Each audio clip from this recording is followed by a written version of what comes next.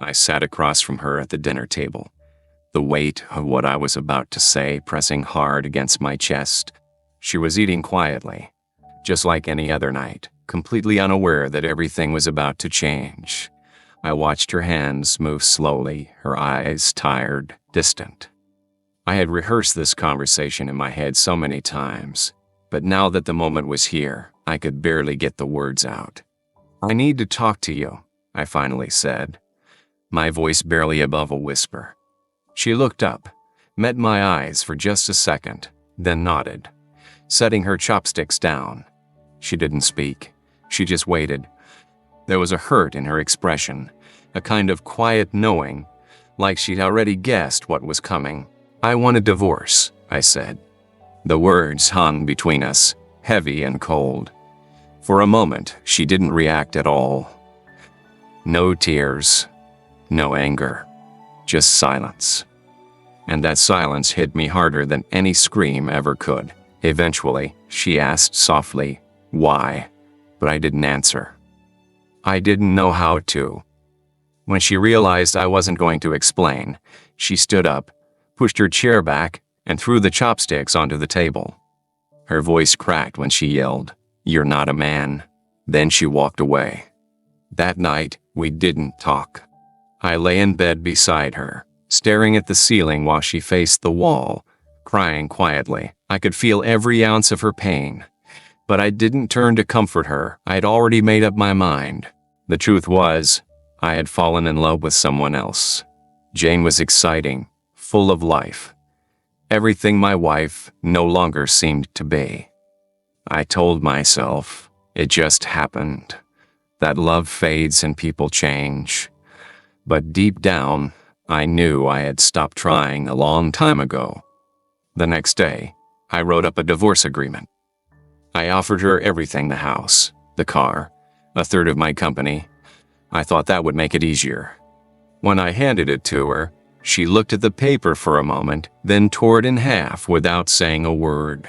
10 years of marriage. A decade of memories, of building a life together.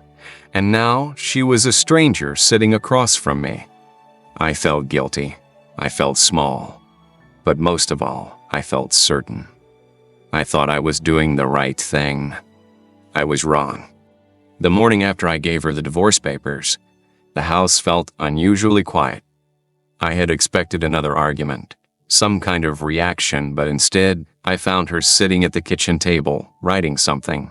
Her coffee sat untouched beside her, gone cold. I didn't say anything. I didn't ask.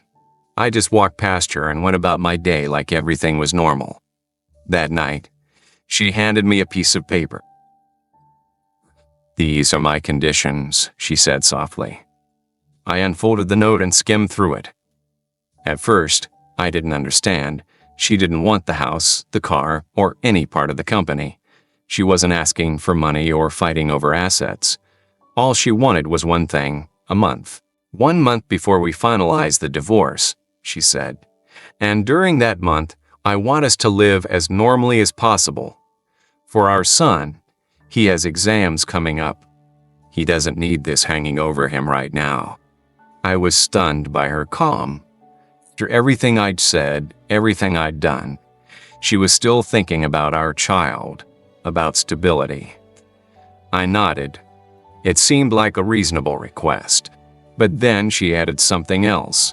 "I want you to carry me out of our bedroom to the front door every morning, like you did on our wedding day." I blinked, thinking I had misheard her. "Every morning, for the next 30 days. Carry me like you used to." I thought she was losing her mind.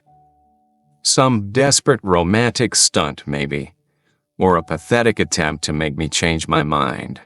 I even told Jane about it later that night. She laughed and said it was ridiculous. "Shun's trying to play games," Jane scoffed. "Don't fall for it." But something about my wife's request stuck with me. She wasn't crying. She wasn't begging. She didn't even seem to be hoping for anything. She just looked tired. Tired and resigned.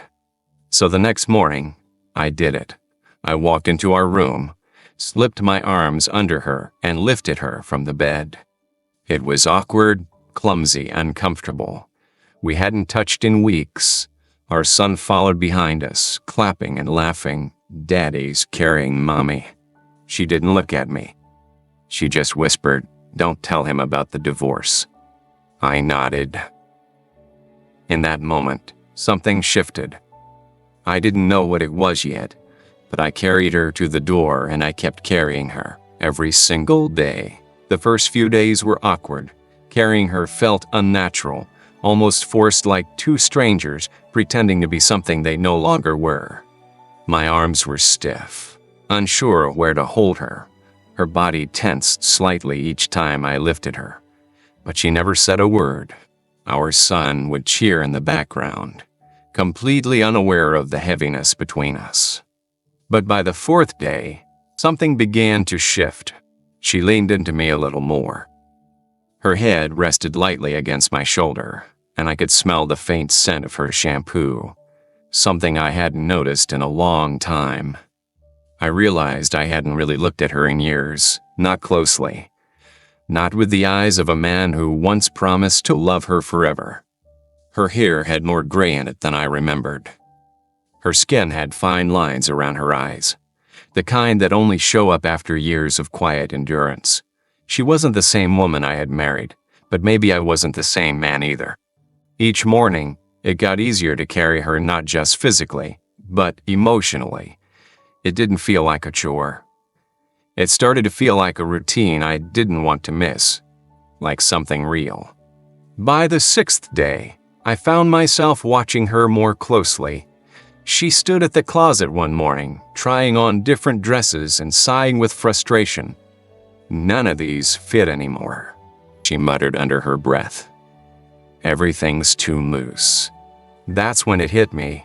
She had lost weight. A lot of it. I hadn't noticed before. I had been too distracted, too selfish. While I was chasing someone new, she had been shrinking quietly, carrying a weight I hadn't even seen. I didn't say anything.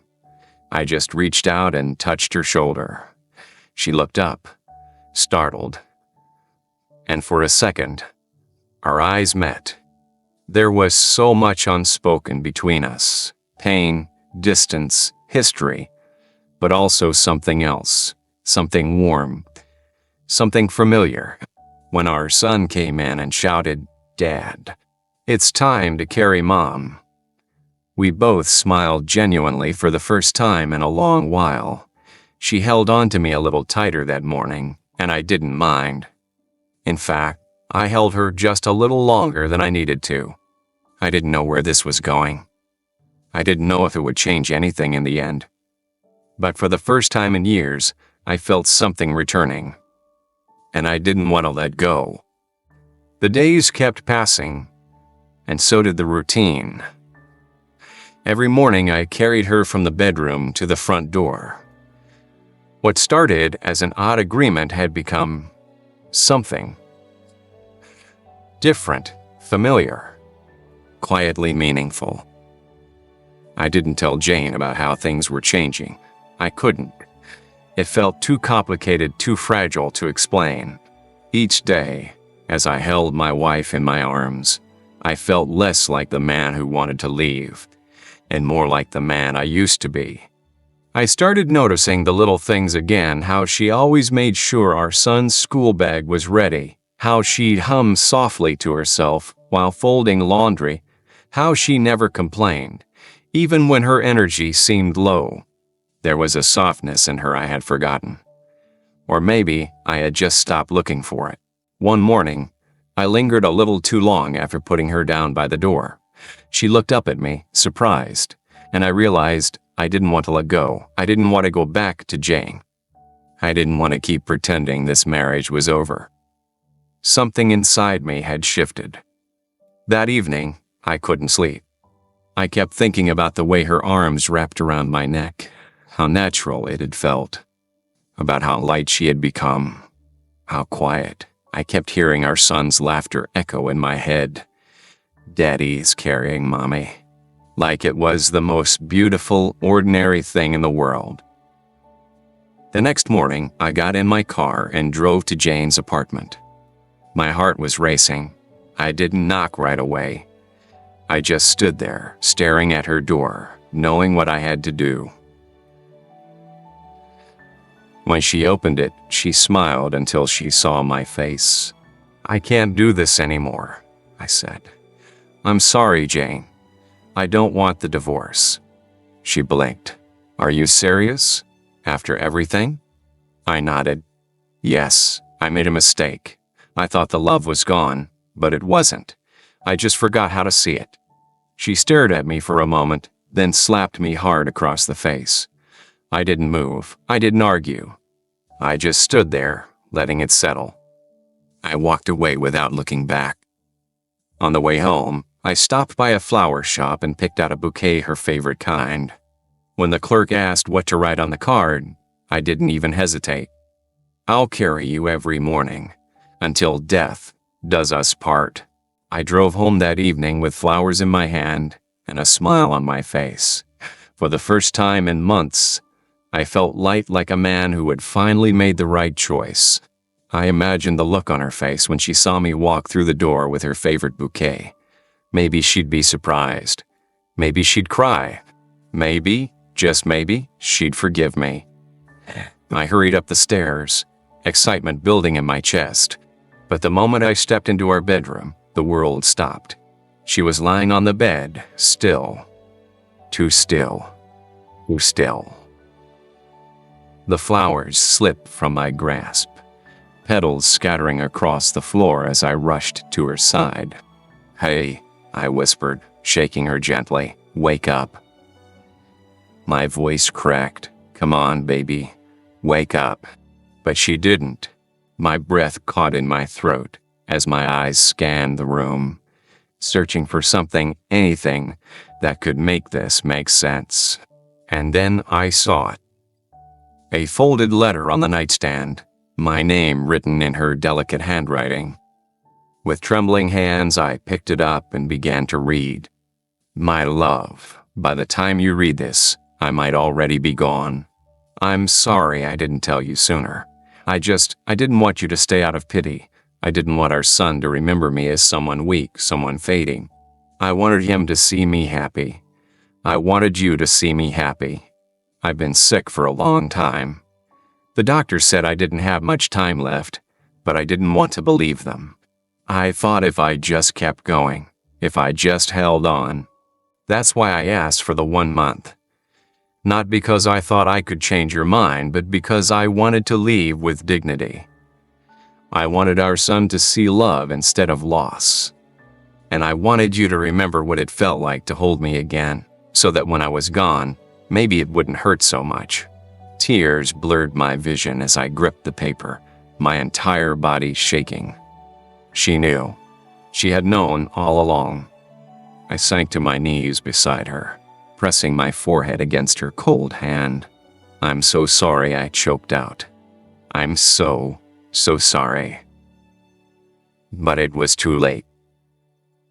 I had finally realized how much I loved her, and she was already gone.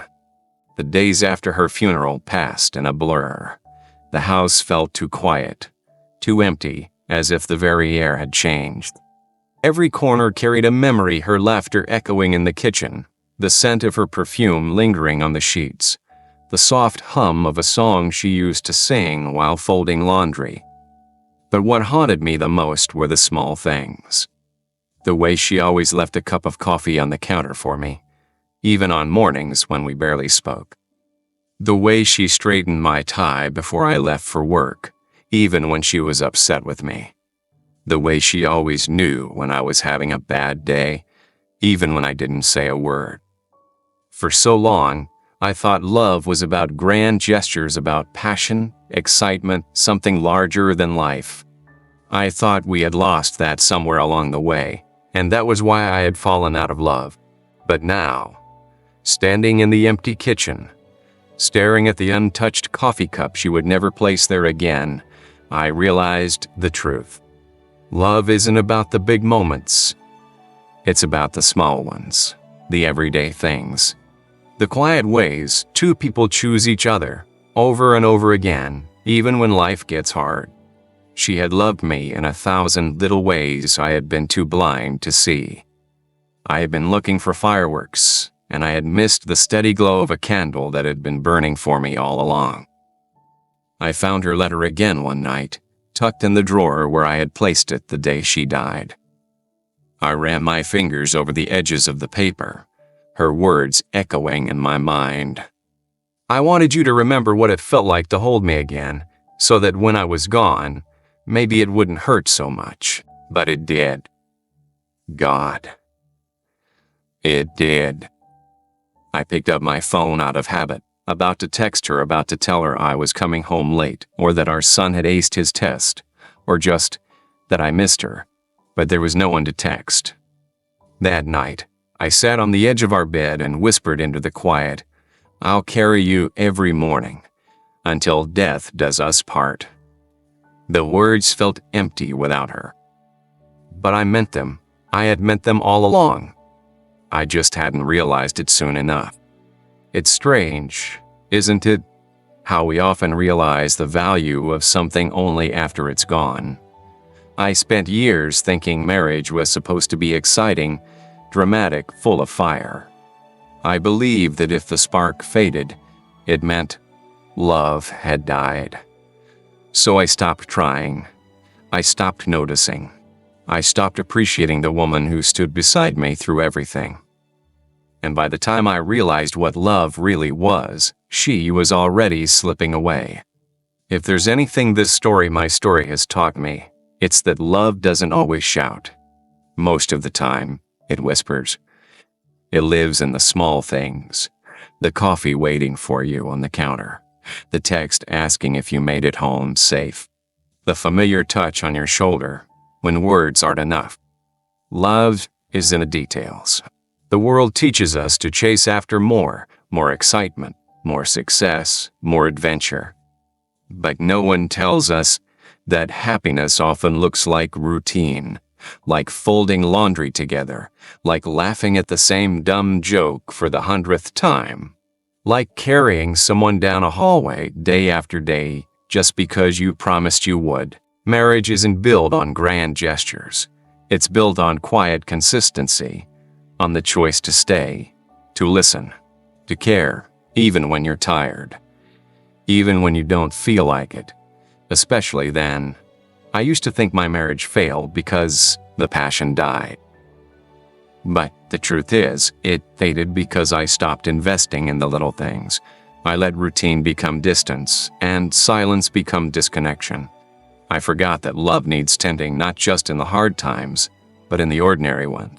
If you're reading this, and you're married, or in love, or hoping to be, don't wait for some dramatic moment to make things right. Don't wait until you're standing in an empty room with flowers in your hand and regret in your chest. Say I love you today. Take their hand. Look them in the eye. Ask about their day and actually listen. Because one day, it might be too late. And when that day comes, you'll realize that the most valuable things in a relationship weren't the vacations or the gifts or the photos on the wall. It was the mornings you woke up beside them, the meals you shared, the ordinary moments that, stitched together, became your life. Cherish those, hold on tight, and never stop carrying the one you love.